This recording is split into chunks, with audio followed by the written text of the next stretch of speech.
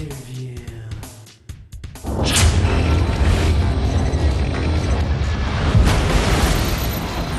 Hey everybody, Sean McInnes here, down here in LA, where Activision has officially unveiled Call of Duty Black Ops multiplayer. I've got Daniel Suarez, the game's executive producer, here to tell us a few things about it. Daniel, thanks for joining us. Thanks, Sean. Great to be here. So one of the big features that you guys unveiled tonight was this new training system for the game, which sort of, takes players and eases them into the competitive multiplayer experience. Call of Duty multiplayer has grown a lot more elaborate over the past few years, and this sort of, helps people ease into it, right? Sure. Well, it's cool because combat training is not just a training device, it's actually its own unique game mode as well. So what combat training is basically a new multiplayer progression path. It is not at all tied to the competitive progression path, so you can play both. And the way that it works is that you basically go into multiplayer, you can pick the number of bots that you're playing against. You can actually play also co-op, which is a cool feature in and of itself that I'll get to in a second. But basically you can go in, you get a feel for the map, you get a feel for the guns, you can try out different guns, see what works for you, and you're just playing along. And it actually feels like you're really out there in the wild playing multiplayer, but it's not as frustrating to those people that are getting new into the system. Also, as you're playing combat training on the basic modes, you are getting hints about things that are happening when you're dying. So it'll detect and say, hey, use your grenades to do this, use this type of weapon to do that. This is a good location for this. And you'll also see that coming up on the menus as you're playing in-game. Now let's talk about the co-op component to it. If we were at my house, we could play combat training together. We could play split-screen combat training. If you're at your house, I'm at my house, and we're like, hey, you want to just shoot around for a little while? We can go in the lobby, start up a co-op match of combat training. And then we can invite all your friends to join us as well. It's a great warm-up before you get into Call of Duty multiplayer. I've always found it takes me 1 or 2 matches to kind of, work out the kinks. I've done combat training and then run into the match, and I'm doing the best I've ever done because I've oiled up, so to speak. Now, after you guys showed off combat training, you sort of made our jobs a lot easier by distilling the presentation into a simple theme: customize, create, and compete. Talk to us about the 3 pillars of the game and what they mean for Black Ops multiplayer. So, traditionally with Call of Duty, you add more weapons, more maps, more kill streaks, more perks. And we did that this year, but Call of Duty's become such this giant sort of mass phenomenon with players around the world. We needed to do more. The expectations have been set very, very high. So the team said, okay, where are the areas that we really could expand on? And we were looking at a bunch of different things, people making videos on YouTube with all the sort of crazy stuff they were doing in terms of their kill streaks and their knife kills and all that kind of stuff. And then we were seeing people saying, look, I want to have more identity in the game than just the emblems and the call tags that I unlock. So we really sort of focused on those 3 things. The compete really gives you the essence of the combat training, the wager match, and all that kind of stuff. So Dan, the Call of Duty series sort of made popular this notion of experience points in a first-person shooter, working your way up that level tree, unlocking things like that. Now you guys are sort of taking it in a new direction this year by adding currency, this whole economy to the game.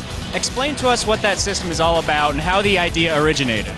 Well, currency really is all about player choice. This is how the idea originated. We wanted to give players more choice in how they ranked up.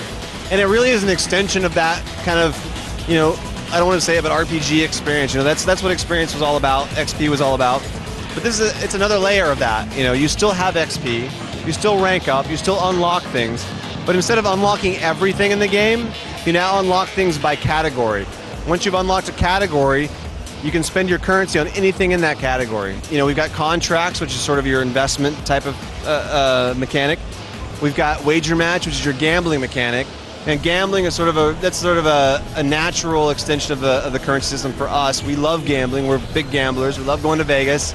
And that we want to bring that excitement to Call of Duty Black Ops. And that, I think, is one of the most, to me, exciting aspects of the game and the currency system is wager match. Yeah, let's go into a little bit more detail on the whole gambling mechanic, because, like you said, that is one of the most exciting elements of the game. How does that work? Exactly how much are you risking in these games, and what's the payoff?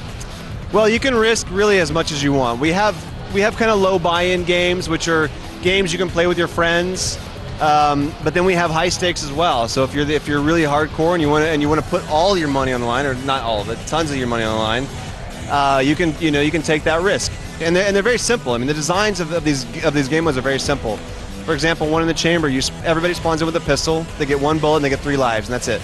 Once the 3 lives are done, they're done, and they have to watch everybody else own everybody else. So, when you shoot somebody, you take their bullet, but if you miss, now you're without a bullet. And it creates a lot of interesting dynamics and tactics. Some players will just melee so they can collect bullets, and then you get these really tense kind of one-on-one battles where you think the guy is done, but he actually has 4 bullets in his chamber. So it's stuff like that. It just creates a really interesting dynamic because because the rules are so simple. These game modes. That's the Cold War right there. Subterfuge, sneaking around, acting like a spy. Exactly. Yeah. The customize really allows you to play with the emblem editor, create your own emblem, make your own, create a class, make the game you want to play. So customization was a big thing for us. The emblem editor is one of my personal favorites because I sit around and make emblems all day long. Not really all day long, but but what I love about the emblem editor is that nobody has the same emblem. Everybody's emblem is unique because you've got up to 12 different layers that you can select. Within each layer is an icon. You can scale that icon, you can rotate it, you can change the color on it, you can set it to either outline mode or full fill-in mode. And so it just creates tons of opportunities for creativity for players. And then lastly, create, make your movies. And that was for us one of the new things that when we saw it, we're like, wow, this is going to open up a whole new avenue for people when they can actually make their own Call of Duty movies. So theater was part of our creation pillar. We wanted to give players the tools to create and kind of do things that were unexpected.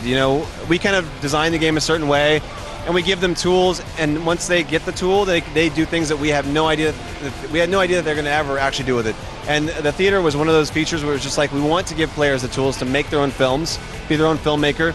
We wanted to bring this kind of technology to the masses, so you don't have to have a capture card, you don't have to have any kind of editing software. It's all in game. Everybody has this feature. So for us, the theater is really a way to give players the tools to be creative. Any game that they play, it's recorded to our servers. They can go back, they can watch it. They can even watch it with their friends in the theater lobby. They can edit clips. We have transitions between clips. You can view any player's perspective from first person to third person. You can also go into free camera.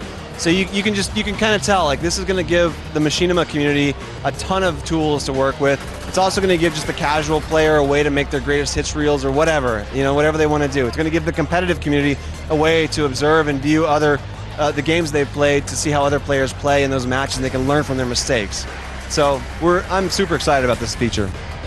Cool. Now, obviously that sounds like a very cool feature. Another cool feature that's going to be of interest to PC players is that you guys recently announced mod support and dedicated servers. How did you guys arrive at that decision?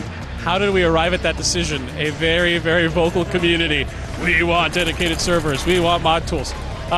There's a lead at Treyarch named Caesar, who is the advocate and the main guy who pushes everything for PC. And from day one, he was like, look, we need to do this. This is critically important for the PC community. And he has been really their advocate from day one. So that was one of the things, really, as we were developing Black Ops, we knew we were going to support it. All right, Daniel, thank you very much for your time. If you could just finish us off by letting the very few people left in the world who don't know when Black Ops is coming out, the game's release date. So Call of Duty Black Ops comes out November 9th. So we will see you guys on the battlefield. Thank you.